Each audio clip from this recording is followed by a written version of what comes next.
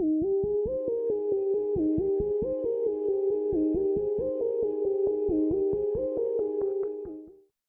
my name is Hennen Cummings, and I'm from Tarleton State University, and we're going to be talking about aquaponics. And some of the key things to be listening for is the sustainability of aquaponics. That's why we're doing it. One day I want to be able to say I've been using the same water for 18 years. So the water savings is great. And we'll be talking about how we're getting two agricultural products, the fish and the plants, from one protein source. And the nitrogen in the system comes from the fish feed. So aquaponics is as sustainable as the fish feed, and we're going to try to find some ways to make the fish feed more sustainable.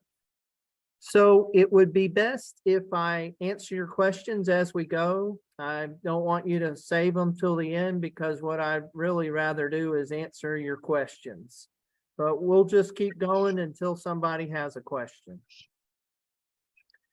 So this is just a photo that I need to insert into the slideshow. It's showing how we can keep tilapia of different sizes separate, but only have one big fish tank. So this is a laundry basket with some PVC piping to make it float.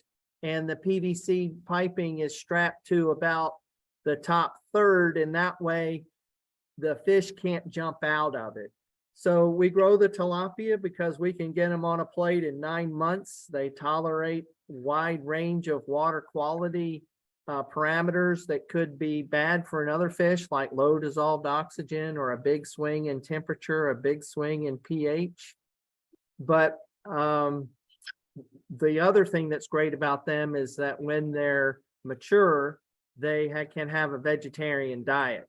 But when they're small, they need much more protein, and they'll eat tilapia that are smaller than anything they can fit in their mouth, they'll eat. So that's why we keep them separate by size. And if we have some juveniles in there, they'll scavenge out the babies, and we won't get any more babies. So this time of year, we'll see babies at the surface around the edge of the tank, and we scoop them out, but we might not see them if there's juveniles in there. So this would just be one way to keep fish separate by size if I didn't have an aquarium or a brood tank. And then when they're even smaller fry, we can keep them separate from another fish so they don't bother the net and knock it over. So we tried to keep the fish that we want for future breeding separate, and we tried this cloth floating cage, and it didn't work. They were able to rip through the bottom of it. So then we wrapped it in a nylon netting, and we were much more successful. About 1 out of 50 tilapia is silver, and we try to give that silver one greater reproductive success, so we can see them in this iron stained, cocoa coir stained water. Can't really see the bottom, and if the fish is naturally camouflaged, you can't see them. So we want to be able to see them. So why aquaponics? We're going to combine aquaculture, where we're farming fish, and hydroponics, where we're growing without soil. And aquaponics is going to use the fish to fertilize the plants, and the plants to filter the fish water in a recirculating loop.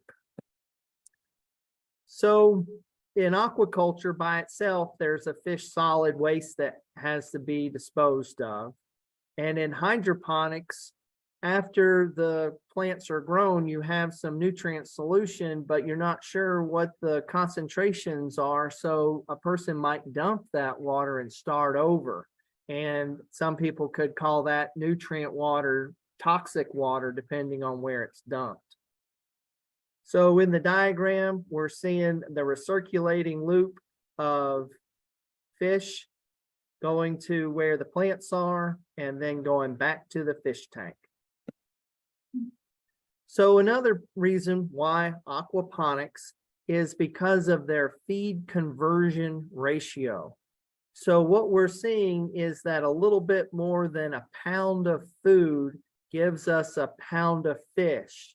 And as the animal gets bigger, their feed conversion ratio is not as good. So on the island, people eat fish and chickens and rabbits. And when the island gets bigger, they can eat hogs. And when the island's much bigger, they can eat cows. So we're zeroing in on this. Why is the fish so efficient with the feed conversion ratio? And it's kind of hard to ask questions to our audience, but if anybody wants to just give an answer, please. What do y'all think? Anybody? It's okay. I know it's tough. This is the deal. So they're cold-blooded, so they don't spend a lot of energy maintaining a body temperature like some of the other animals. And that takes energy to maintain a body temperature. They get their temperatures influenced by their environment. And then the other reason is they're buoyant. It doesn't take a lot of energy for them to move when they forage. So that is reasons why they have a great feed conversion ratio. And there's another animal that has a great feed conversion ratio that we will see more of, and that is insects.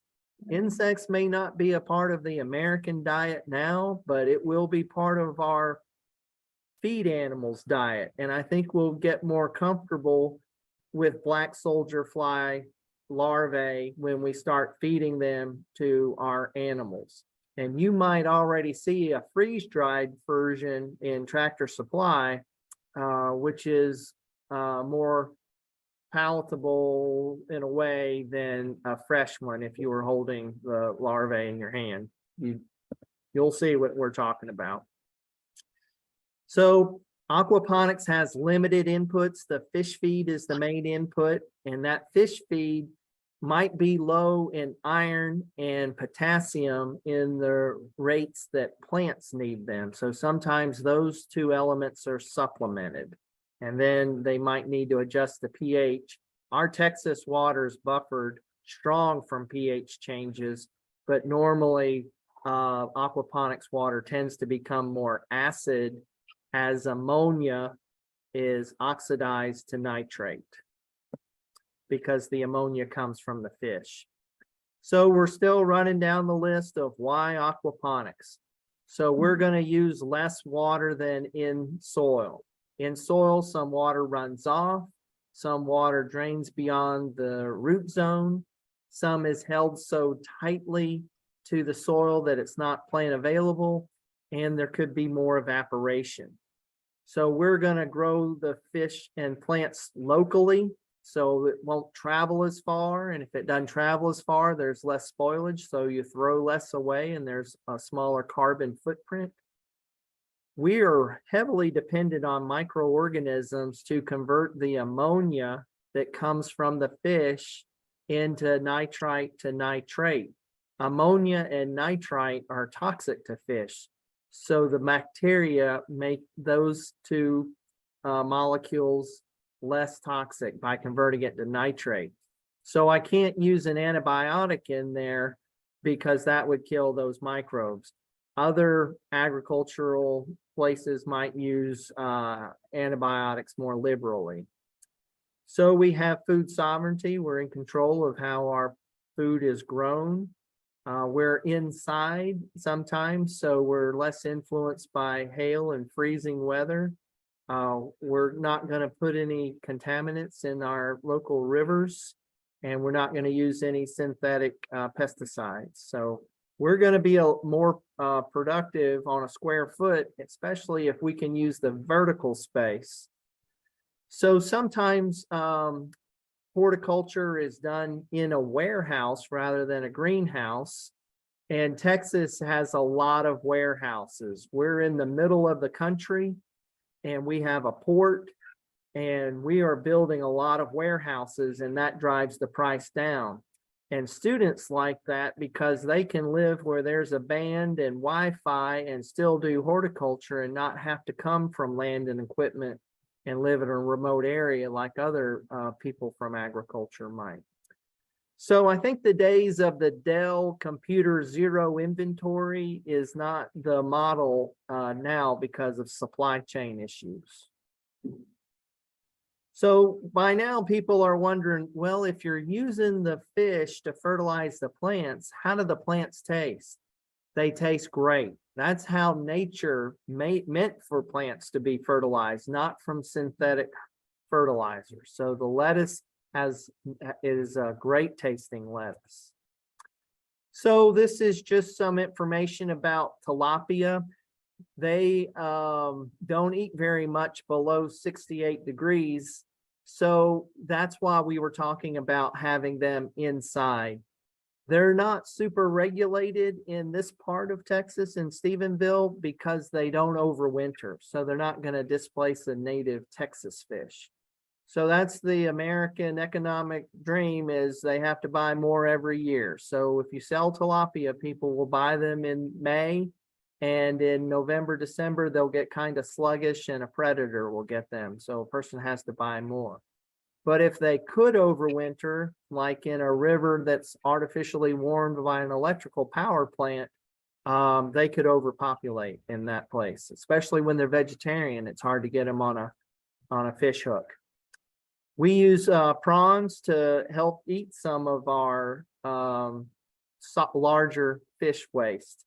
And what we're wanting them to do is eat a solid and excrete something dissolved, because plants don't eat a milkshake, they drink Kool-Aid. So the elements that they're going to absorb need to be in solution, not precipitated out.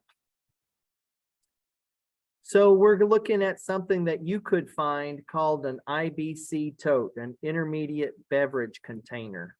And this is the Australian approach, where they cut off the bottom and that'll be the root zone. But in America, we're going to cut off the top and flip it over. So some people will call it a cut and flip. They might call it a stacked system.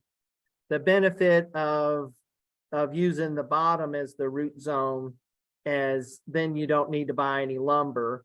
But the drawback is it has to be on concrete, because these rails will become uneven quickly in soil. So we'll see what we're talking about. Here's the American version, where the bottom of the tote is still the bottom. And now this is filled with a special type of gravel, special meaning it's not going to influence the pH, and it has large pieces of gravel that won't clog.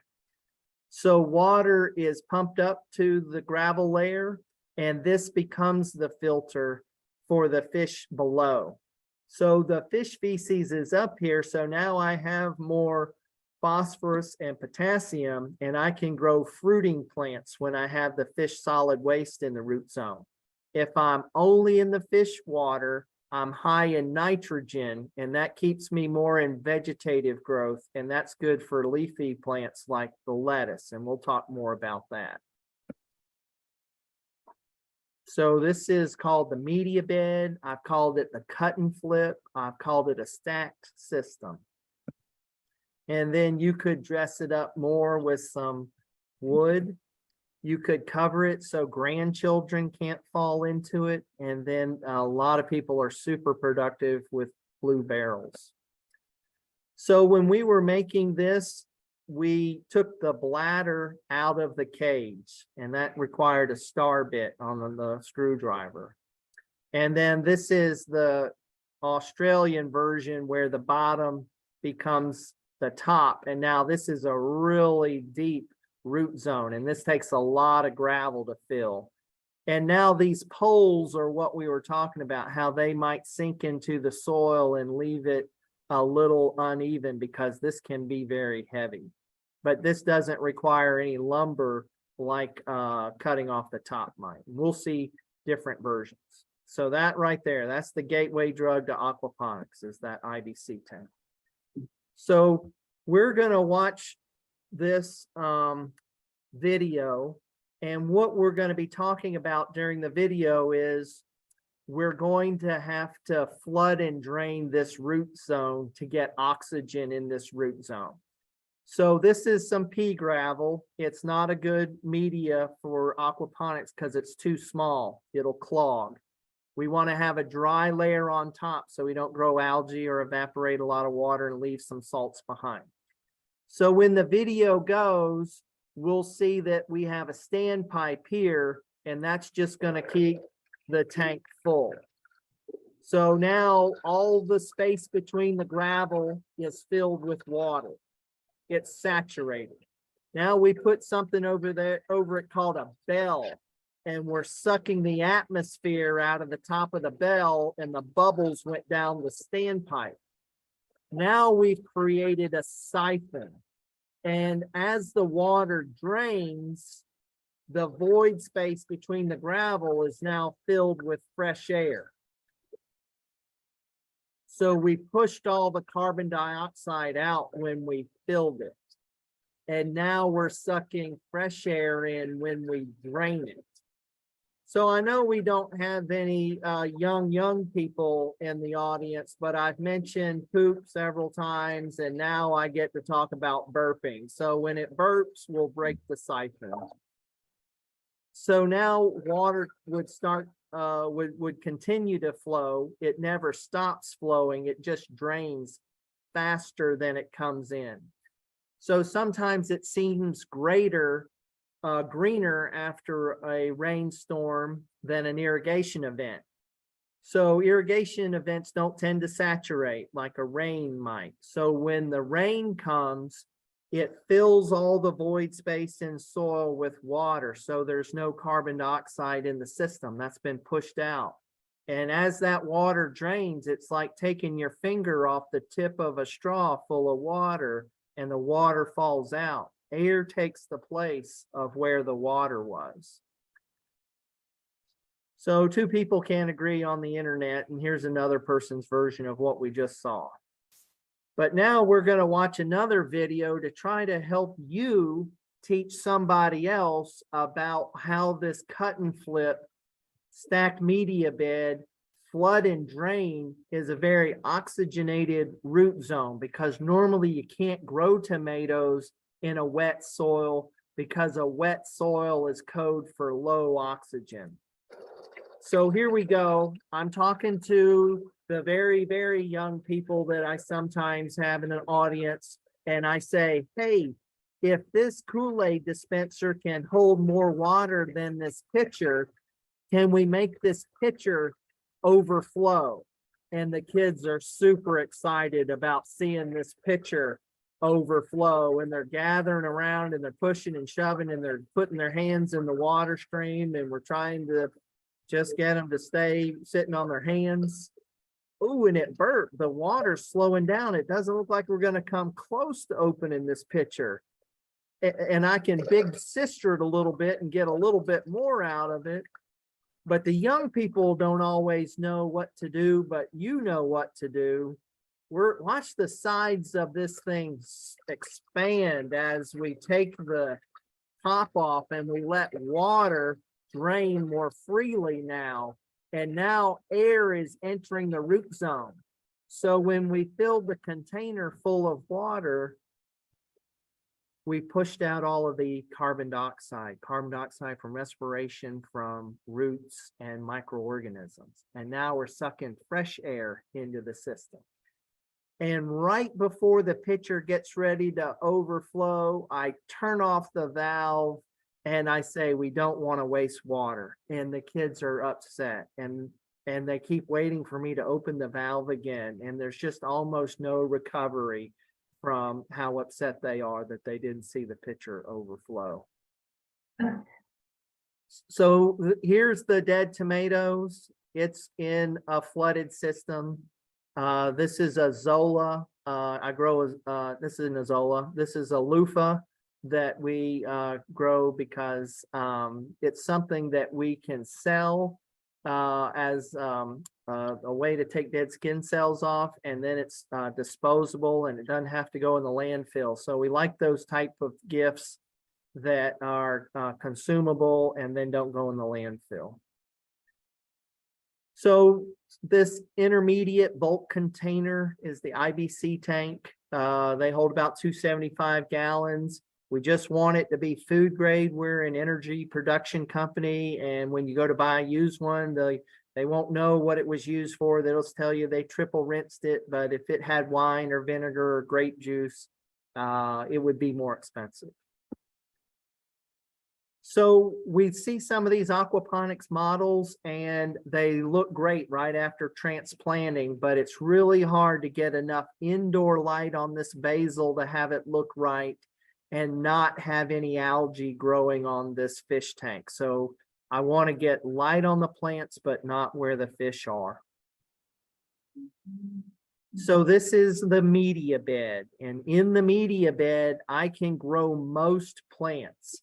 What I wouldn't grow in there, it would be a carrot or a potato, where what I grew was submerged in an animal waste. So the fish feces is unlikely to have E. coli salmonella because of how well aerated it is and because of the fish gut.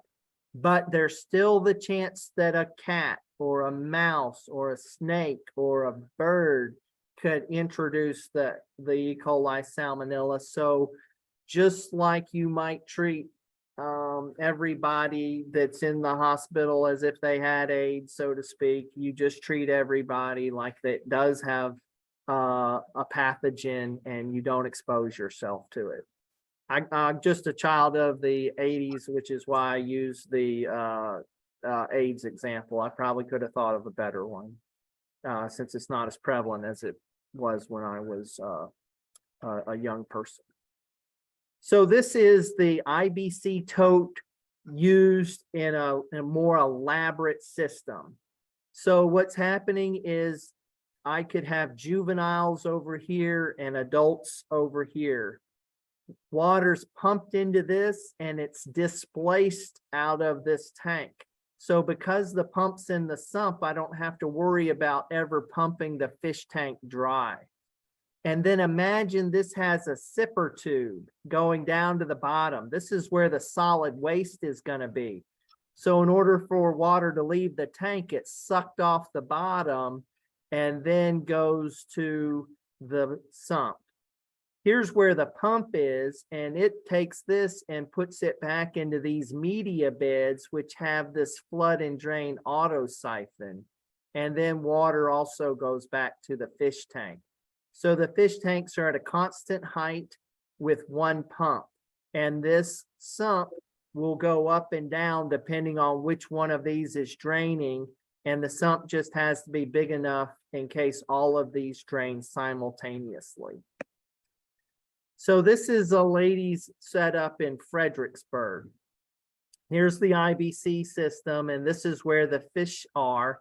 And there's a small hole cut out so they're not going to be able to jump out. There's some shade so the fish don't feel like a predator, a bird is going to swoop down and get them, so they're not stressed. This is how water would leave the tank off the bottom and get the solids that have settled off the bottom and get them into the media bed. In case a fish blocks this and water keeps coming, it could overflow, and she doesn't want to lose her aquaponics water. So there's a redundancy, a backup way of water to stay in the system if it's clogged here. She's growing peppers in here. Then the nutrients are deposited heavily here and work their way this way.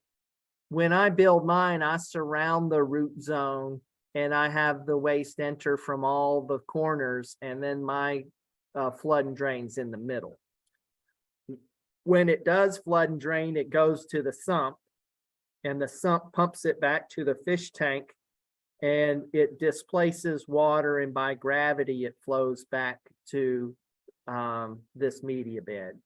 So does anybody have any questions? Okay, well, we'll just keep going. Wait. Yeah. So the gravel that the plants are in, I know you said that if it goes, you could go like you're hoping to go like 18 years and never having to add water or change the water. But the gravel itself, is there ever a time when you have to change it out, or make sure you have all the plants out and rinse it out and clean it and then replant? Is there maintenance to the gravel part? Yes, there is maintenance to the gravel part, and that's why industry does not use the media bed, because eventually it will clog with solids. So the smaller the gravel, the more quickly it will clog. You'll pay more for a special pebble that's round called hydroton, and it is not likely to clog, but because it's a bunch of marbles, your plants can shift around in there and the wind might pull them out. And then when you do pull the whole plant out, sometimes the hydroton sticks to the roots and it makes it harder to compost those roots, because you'll want to keep the hydroton out of your chipper shredder, because it doesn't sound right when you chip or shred, to increase the surface area before you compost it. So I used an expanded shale that I got a long ways away from Decatur in a place called Corsicana, because what I could buy in Fort Worth was too small of an expanded shale. So to answer your question, large gravel that's inert, that's not going to change the pH of my system, is best. And I will need to pull the gravel out and rinse it. So I can elongate that window by putting some worms in there that eat the solids that plants might leave. I'm investigating something called a Mexican scud, which is a very small looking shrimp, and it might eat those solids and excrete something that a plant can absorb. And I could also, when a plant is finished with its life cycle, I make sure I try to remove as much of those roots as I can. So the media bed is a filter, and filters do need to be cleaned and changed. It's not a perpetual motion machine. So that was a great question. And I feel like the person that asked that question knows a little bit about aquaponics. Well, we had a pond for many years that had plants and toys and turtles, and we used cast iron bathtubs as the filtration system, with 3 different size rocks and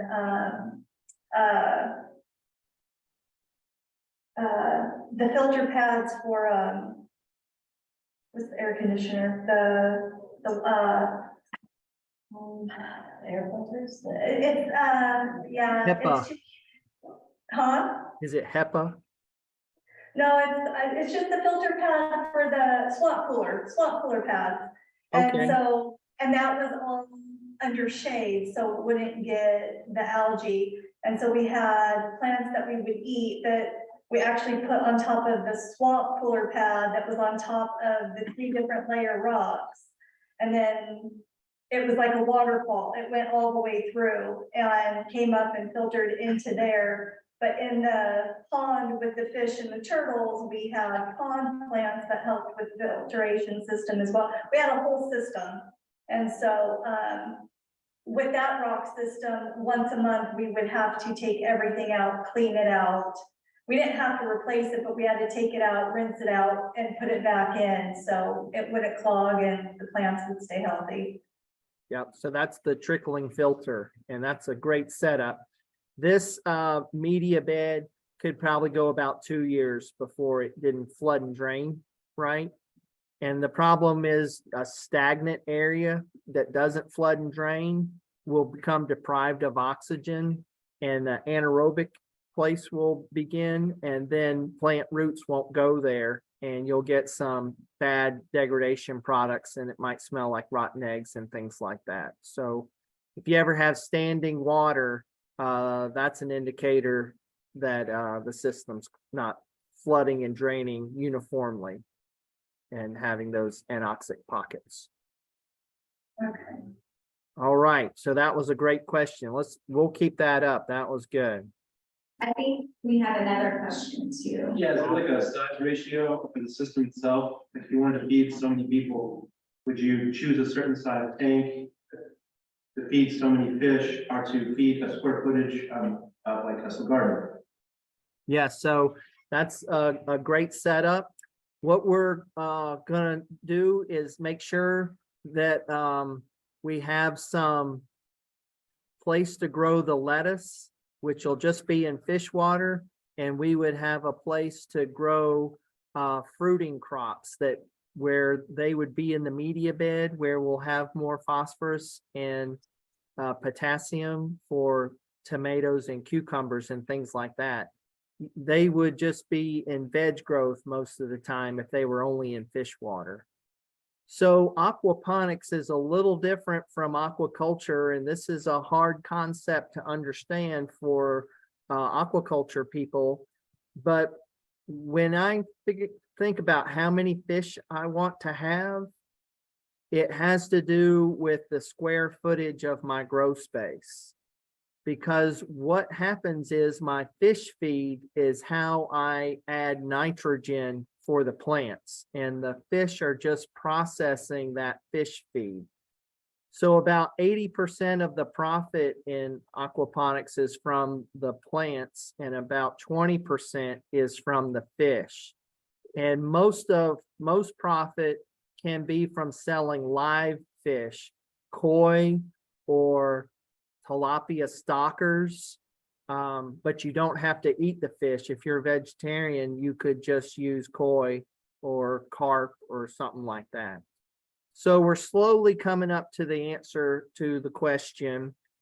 First, we figure out how much square footage we need, and then we figure out how much fish feed we need to add in order to get a certain amount of nitrogen to that grow space. And we assume that our fish feed is about 32% protein, and that'll tell us a little bit about how much nitrogen is going to come in with a pound of fish feed.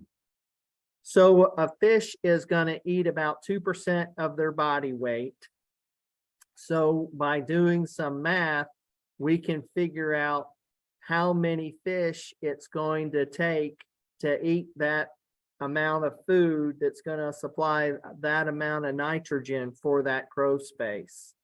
So when I get back to my office, I'll send Alicia a link to a free handbook that's over 250 pages, but it's in metric because it was put together by the world. The world uses the metric system. We'll work through that. And then you want to have the fish have about 6 gallons per pound of fish. So when we're talking about fish, it's so easy to talk about 20 fish, 30 fish, but what is really important is to know how many pounds of fish, because when I have those juveniles, I could have 300 juveniles in the tank, but I can't bring them all to maturity. I might only be able to have 70 2-pound ready to harvest mature fish. So when I catch fish, I put a net in there, a casting net, and I catch the big ones and throw the little ones back. So it's important to harvest fish and plants and maintain a balance. I don't want to harvest all my fish. I don't want to harvest all of my plants. If you were an aquarium enthusiast and you had some of the highest dollar fish an aquarium person could have, they would just vacuum the gravel on 1/2 of the aquarium and then wait 2 weeks and vacuum the other half of the gravel. So all of the gravel isn't vacuumed all at one time and not have the bacteria in there to process the system. Want to maintain a homeostasis as much as possible. So it's probably time to re-ask your question to make sure I answer it. Yeah, no, I think you did in a higher level term in regards for considerations for square footage of growth space in regards to for your fruits and vegetables, in relation to the, I guess, so the input and output of both fish waste, fish feed, and outputs of overall produce itself. So yes, you did. Yeah, so the fish feed is the least sustainable part, and we add that to put nitrogen in the system. So some people come to aquaponics for the sustainability of it, and they want to give something they already have another life. Like one of our guests was talking about using cast iron tubs that had a previous life, and it's better to reuse something than to recycle it. So sometimes people are just making what they have work, but I feel you're an engineer and you're trying to put together something that might generate 1,500 heads a week to feed a lot of people, and you're really wanting to push the pencil to the paper to maximize efficiency. And in that case, I don't think we're in the media bed. I think we're using a fish and then a filter between the fish tank and where the lettuce is to take those solids out. And we'll talk a little bit about that. But you can grow fruiting plants in aquaponics, but what's going to grow best is lettuce. And that's where you see most commercial large scale systems are growing lettuce with the high nitrogen fish water. I didn't mean to insult you. I just can't even see you. It's just what I was thinking. No, not at all. Okay. All right. So this lady in Fredericksburg will tell you, you do not get paid to grow it. You get paid to sell it. So she wanted to find what wasn't available in her area, visit a chef. Chefs are available 2 to 4. Don't go when it's when they're cooking. And just leave the food with them and come back later and ask them how it tastes and how much they threw away. And they should say they threw less away because it's fresh. And then you try to grow an ingredient that they can't get someplace else because they want to buy most of their stuff from one person. They don't really want to buy from 20 different people. So we're just seeing this lady is solving the problem using some tool so she doesn't lose a lot of her coconut fiber, our sustainable root media that we call cocoa coir. And then there's some rooting in an industrial setting. So the fish are going to generate ammonia, and it takes about a month to grow the bacteria that are going to convert the ammonia to nitrite to nitrate. So the ammonia will start coming down as you start to measure nitrite. And then the nitrite will start coming down as you start to measure nitrate.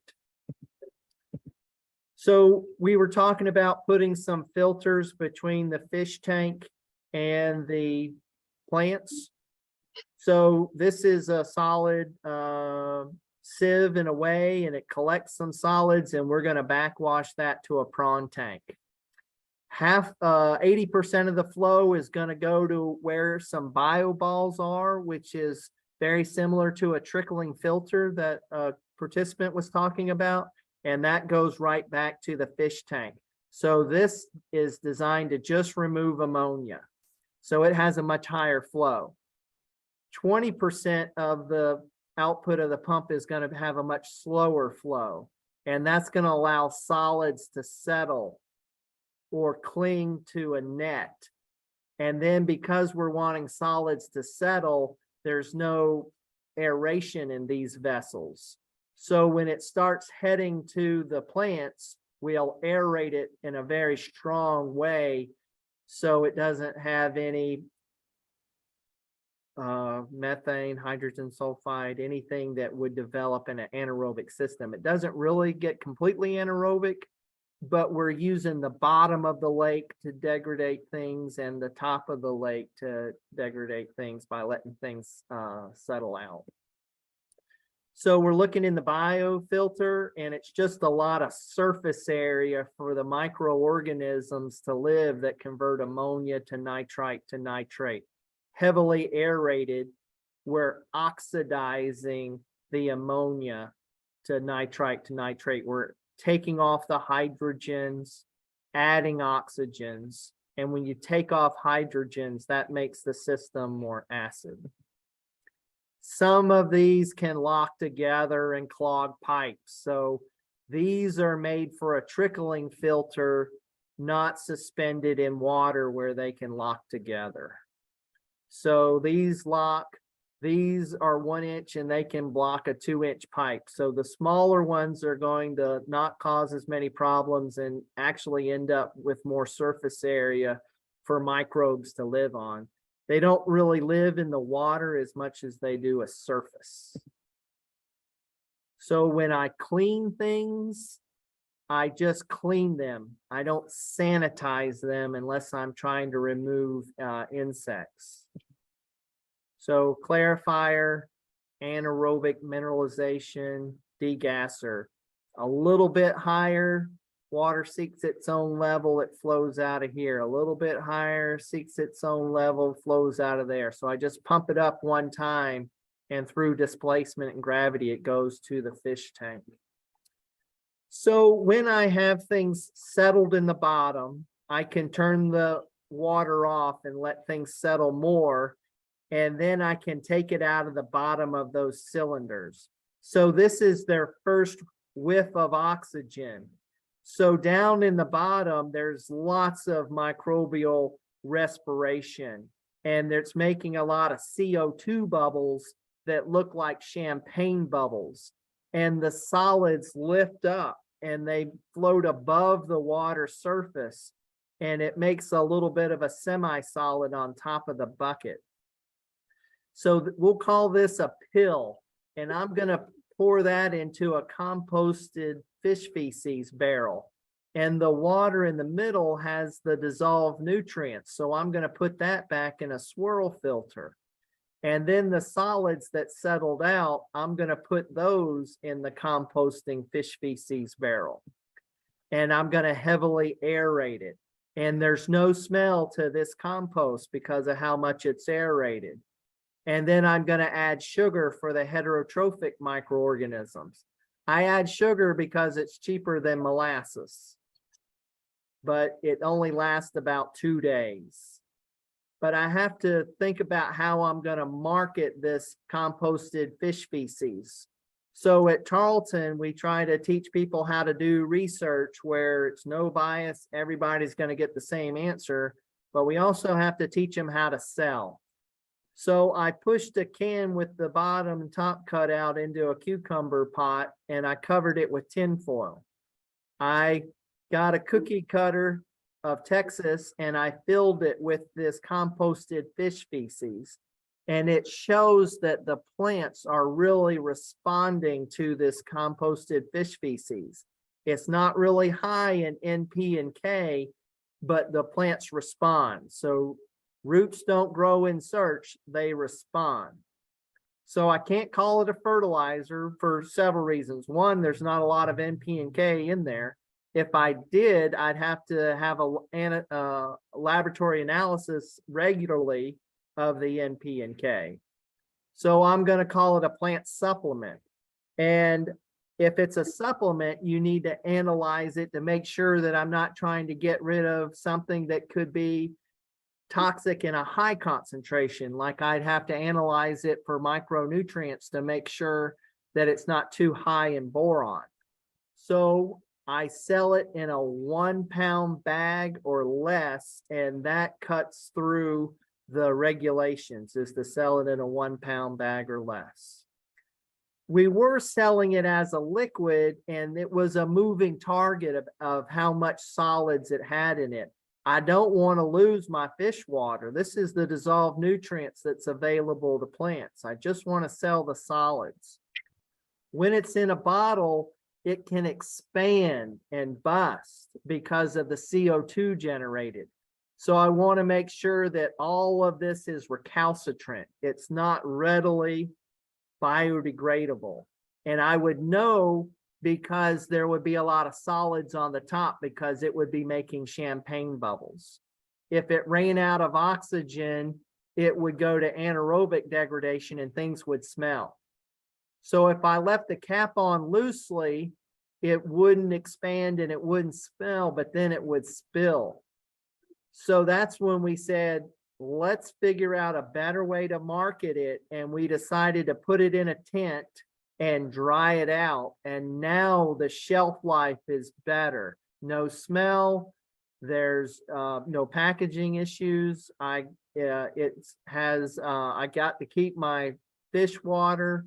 So selling it as a solid, as a houseplant supplement, or to go in potted plants, make sure that I can grow confined animals, but not have a discharge to the land and impact the surface water near me in any way. So I'm going to pick up the pace because I know people have other things to do and want to answer some questions. Swirl filter is a way to slow the water down and have more solids fall out. Water leaves the system out of the top center where water's moving the most slowly. I have a collar around the exit, so if there's any floating species, it can't leave. If I have floating feces, that means that there's degradation happening at the bottom and it's hooking a ride up on CO2 bubbles, so it's time to drain it into the composting fish feces barrel. So this means there's too many solids on the bottom and I need to drain the tank. This keeps fish from going to where the plants are. Tilapia eat plant roots. So this is the vertical nutrient film technique. We're growing as much as we can on a square footage. I'm using the same water over and over, but I have to add water to replace water lost by transpiration. As water comes out of the plant, more nutrients come in the plant. So the more transpiration I'm having, the more nutrients is in the lettuce. So I want there to be lots of transpiration because that pulls nutrients into the plant. I can have lots of square footage when I use the pipes. And then aeroponics is a way to mist plants, but you want to have the roots in a rock wool or something. If they're exposed to the air and electricity stops, they'll crash much more quickly. So we're just seeing, we're in Hockley near Houston. They put the plants in here, and when they come down, they're mature. They sell a small head of lettuce so they can put lots of color in a carton, and then the chef has lots of color to work with. You rogue out the plants that are sick because there's no time to heal them. You don't want to spray a product. You have some variety in the boards to slow down pests, fungus, insects. And if it's planted this way, you can mix a carton because that's just harvesting. But if you're harvest a bunch of A and harvest a bunch of B and then put them in a carton, they might call that food processing, and that's a different license. So it's a little bit more challenging sometimes to put a lot of variety in the box, but by having variety on the raft is a way to work through that scenario because you're just harvesting it. So this is the cocoa coir, which expands to a great root zone. We use the black soldier fly larvae to eat the fillets, and then I can collect the larvae. They'll self-harvest going up this tube and getting to a container that I can take to where juveniles are. So this is a way to supplement the fish feed and get more protein in the system because juveniles need more protein. And this is a way to make aquaponics more sustainable, is using the black soldier fly larvae that'll self-harvest. Fish students are learning to fillet. Only Americans fillet. Island people cook the whole fish and eat around the bones.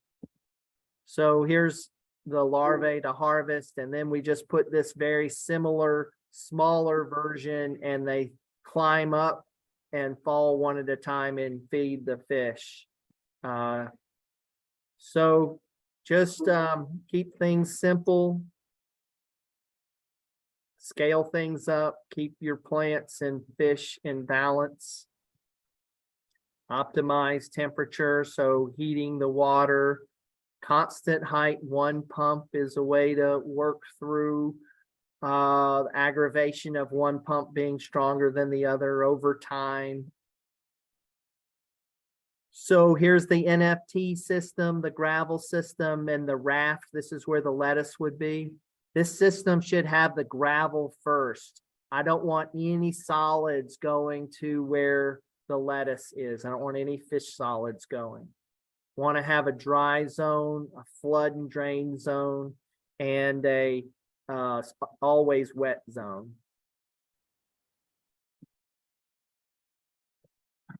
Aeration is super important. Always want to be aerating the water. Large bubbles create a rising current. Small bubbles have more surface area to put air in the water. The lower the air stone is, the more contact time with the water, but the more pressure is required to get the air to the bottom. So this is a soaker hose. It worked great. Compressors put air under pressure, whereas a blower moves large quantities of air. It's hard to get it to get air deep in water, so this is kind of a shallow aeration system. It can measure a pressure difference and call me when I lose aeration because I have confined animals and in a high density, and I need to be aerating. So this is the solid lifting overflow. Here's my standpipe. That would keep the system full. And I could only take water off the surface. But I want water to come off the bottom because this is where the fish solids are. I want to get them into the filter. So I have a shroud over my standpipe. So the only way water can get to the standpipe is from the bottom and then get into the standpipe. And I'll bubble air here to create a rising current here and a falling current there. So I'm going to put this over the standpipe. So the fish can't get to this, so that's why it has growth on it. But the tilapia are house cleaners, and they'll eat all of that stuff. So this is the height of the water, and then this is the shroud, and we bubble so much air, this is how the air can escape. So heavily aerated. This is how you might grow your brood tank, one male, two males, several females. Get the babies away from the parents will eat them. So here the lady watches her fish eat. When the female stops eating, that means she has eggs in her mouth. They're mouth brooders. They don't need a nest. She's going to keep the eggs in her mouth. She puts them in here. When the babies come out and don't go in the mother's mouth anymore, she'll put the mom back, and then she'll put them in by size into these 55-gallon drums. And one more chance, try not to send any babies to the rafts. So here we grow prawns. Prawns will eat one another.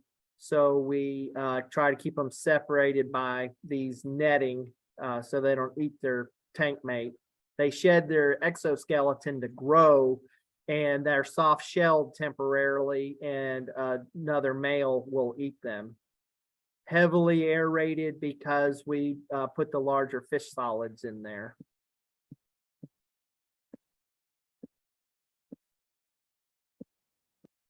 And then you want the bladder, the liner, to be full of water when you cut the hole. Otherwise, it might shift and the hole in the liner doesn't line up with the hole in the substrate. So Murray Hallam is a place to get more information. I'm going to send you a link to a free textbook. We're studying a couple of things we're studying if this rock wool, which is not sustainable, is better for the towers because I only have to handle the plant once. I can put it in the tower and I can put the pellet seed, the clay coated seed in there, and I don't have to touch it again till it's adult. And if the power goes out, this holds a lot of water and you don't lose the whole tower because this is hard to get happy after. It only takes one bad day. Learning a little bit about could I grow a prawn in an enclosure till it's an adult? Can it reach through to get a tank mate? And they're escape artists. We're trying to grow a Zola. I know I've been talking a lot and I need to pause and ask questions. And this is a good time. We're going to grow a Zola. And a Zola is a legume. And what is great about sustainable agriculture and legumes? It puts us nutrients us back into the soil and substrate that you're utilizing. Yes, it puts the nutrients back into the soil. And the big one is nitrogen. And where do they get their nitrogen? All right. It's going to be great that you didn't know it because this is the deal. Last summer, people couldn't afford fertilizer, so they put legumes into their hay pasture. And the reason why they did that is because legumes can take nitrogen from the air with the help of a microorganism and make it plant available. So legumes are beans. So now that I said that, you just remembered that you already knew that, right? Everybody's like, yes, I actually did know that. Because it's been so important for crop rotation for so many centuries to grow the legume and then grow another crop and then grow the legume. So what we're trying to do is put nitrogen in the system for the plants. And if that nitrogen only comes from fish feed, that's not sustainable because sometimes fish feed has an overfished ocean fish in it, or bycatch is a bad thing. When you drag a net, you catch things you didn't mean to catch in the ocean. So supplementing the fish feed with the black soldier fly larvae and with the legume makes aquaponics more sustainable.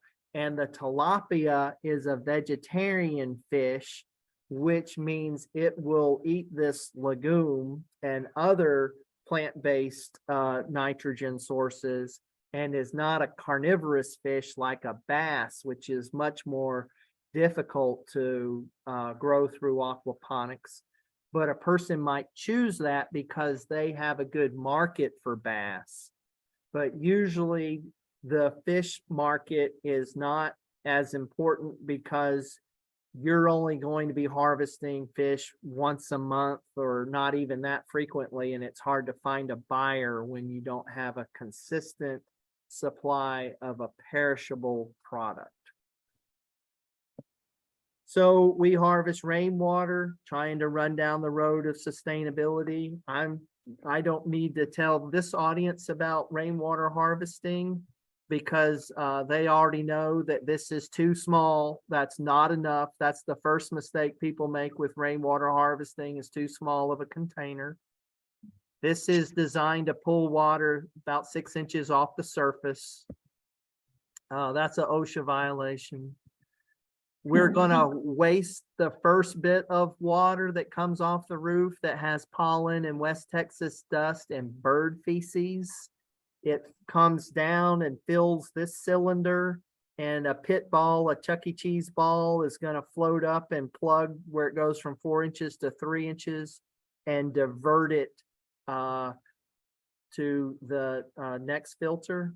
So there's a filter down here. It needs to be cleaned. Otherwise, water won't drain out of here and you won't have the volume to flush. So first flush, and now this horizontal system has a slight tilt to it, so we can do the same thing there. And this will drain the whole system if this filters gets maintenance, so it won't freeze and bust. And this is the pit ball that diverts water when this is completely full. It holds about 36 gallons to clean the roof, and then it goes to there. Okay, so I talked too much and I didn't answer enough questions, but I appreciate your patience with me. There's more photos on the Aquaponics Hydrotron, and when I send you the slides for this talk, you'll have my email address as well. So, Alicia, the video, it will be available when we figure out how to get a large file to you. Sometimes that can be a challenge for me, but I bet you, being a librarian, have those skills. Yes, we will certainly figure that out and get it out. Okay. I did not clarify with you beforehand if we had a time frame, but I know an hour is a long time. So Yeah, I we be- are at time, so do we have any last questions for Dr. Cummings before we head? Yeah, just one last question. Have you looked at solar panel systems for your pump? Because I know that, because I mean, if you lose power, then you lose your system. So can you utilize solar, or have you utilized solar to any effect when that does happen? I have not, but there are people who are very successful with it. So Okay. there's two reasons to go solar. One is the DC pump is less expensive and more reliable than an AC pump, and the solar cell is going to generate DC power. So you can go right from the solar panel to the DC pump and not have any efficiencies going to an inverter. Yeah, conversion loss, correct. Yeah. And so you just want to see if I know this, because you already know. All right. So the No, so I'm other, just seeing if it's possible, so that's all. it's very possible, but what the instance is you would have a lower fish density because there's not aeration happening at night. So you don't want to get near the 6 gallons per pound. You would be less dense in your fish stocking unless you had a battery backup that could let you aerate at night. Okay, thank you. Any other questions? All right, well, thank you so much, Dr. Cummings. We really appreciated it. And I will keep an eye out for the presentation, and we'll get together and figure out the video as well.